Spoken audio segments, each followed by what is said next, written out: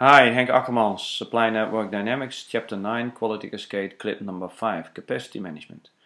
Capacity management is fairly straightforward in this model.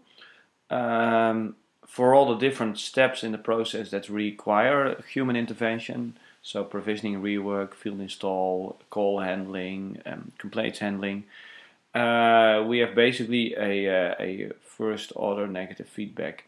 So we have a stock of technicians, and depending on the amount of capacity that is required, this will lead to a certain workload. If the workload is higher than 1, it means that we will hire extra people. If it's lower than 1, it means that we actually will hire few people. That's not quite correct. 1, no higher than the target workload. We set here as 1, but we can change that.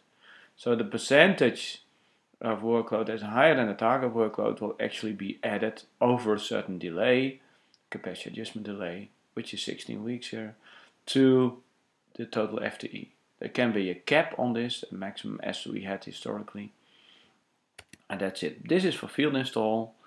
The same is actually also true for all the other categories.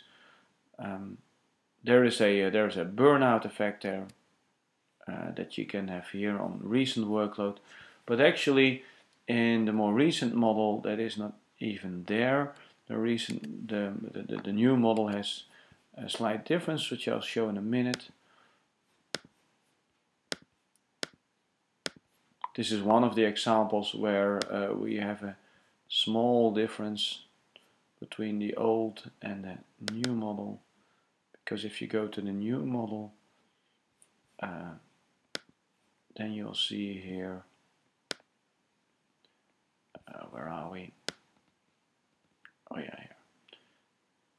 That yes, the provisioning FTE works like this with the first order negative feedback. Yes, the field install works like this.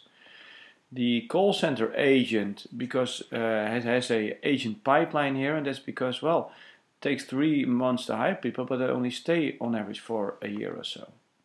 Complaint handling then is fairly straightforward, and there's no longer a real burnout effect in this model.